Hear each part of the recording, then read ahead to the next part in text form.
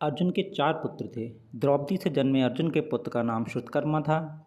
द्रौपदी के अलावा अर्जुन की सुभद्रा, उलूपी और चित्रांगदा नामक 3 और पत्नियां थीं। सुभद्रा से अभिमन्यु, उलूपी से इरावन, चित्रांगदा से बब्रुवाहन नामक पुत्रों का जन्म हुआ। चित्रांगदा का पुत्र बब्रुवाहन महाभारत के युद्ध में भी लड़ा था। कहते हैं कि अपने ही पुत्र द्वारा अर्जुन मारे गए थे। यह कैसे हुआ, इसके पीछे एक कथा है। महाभारत युद्ध समाप्त होने के बाद एक दिन महर्षि वेदव्यास और श्री कृष्ण के कहने पर पांडवों ने अश्वमेध यज्ञ करने का विचार किया। पांडवों ने शुभ मुहूर्त देखकर यज्ञ का शुभारंभ किया और अर्जुन को रक्षक बनाकर घोड़ा छोड़ दिया। वह घोड़ा जहाँ भी जाता अर्जुन उसके पीछे जाते। अनेक राजाओं ने पांडवों की अधीनता स्वीकार कर ली। वहीं कुछ ने मैत्रीपूर्ण संबंधों के आधार पर पांडवों को कर देने की बात मान ली। वह घोड़ा घूमते घूमते मणिपुर जा पहुंचा। मणिपुर नरेश बब्रुवाहन ने जब सुना कि मेरे पिता आए हैं, तब वह गणमान्य नागरिकों के साथ बहुत सा धन साथ में लेकर बड़ी विनय के साथ उनके दर्शन के लिए नगर सीमा पर पहुंचा। मणिपुर नरेश को इस प्रकार आया देख अर्जुन ने धर्म का आश्रय लेकर उसका आदर नहीं किया। उस समय अर्जुन कुछ कुपित होकर बोले, बेटा तेरा यह ढंग ठीक नहीं है। जान पड़ता है तू क्षत्रिय धर्म से बहिष्कृत हो गया है। पुत्र, मैं महाराज युधिष्ठिर के यज्ञ संबंधी अश्व की रक्षा करता हुआ तेरे राज्य के भीतर आया हूँ। फिर भी तुम मुझसे युद्ध क्यों नहीं करता? क्षत्रियों का धर्म है युद्ध करना। अर्जुन ने क्रोधित होकर कहा, तुझ दुर्बुद्धि को धिक्कार है। तू निश्चय ही क्षत्रिय धर्म से भ्रष्ट हो गया है। तभी तो एक स्त्री की भांति तू यहाँ युद्ध के लिए आए हुए मुझे शांतिपूर्वक साथ लेने की चेष्टा कर रहा है। इस तरह अर्जुन ने अपने पुत्र को बहुत खरी खोटी सुनाई। उस समय अर्जुन की पत्नी नागकन्या उलूपी भी इस वार्तालाप को सुन रही थी।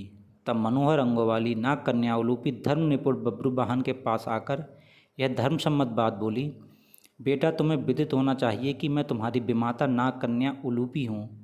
तुम मेरी आज्ञा का पालन करो, इससे तुम्हें महान धर्म की प्राप्ति होगी।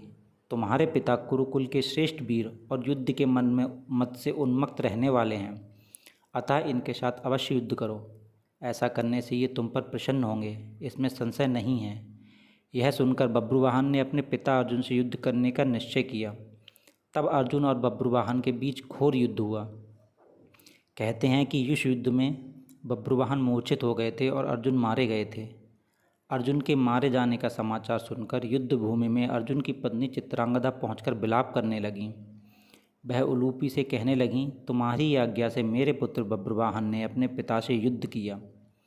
चित्रांगदा ने रोते हुए उलूपी से कहा कि तुम धर्म की जानकार हो बहन, मैं तुमसे अर्जुन के प्राणों की भीख मांगती हूँ। चित्रांगदा ने उलूपी को कठोर और विनम्र दोनों तरह के वचन कहे। अंत में उसने कहा, तुम ही ने मेरे बेटे को ललकार कर अर्जुन की जान ली है।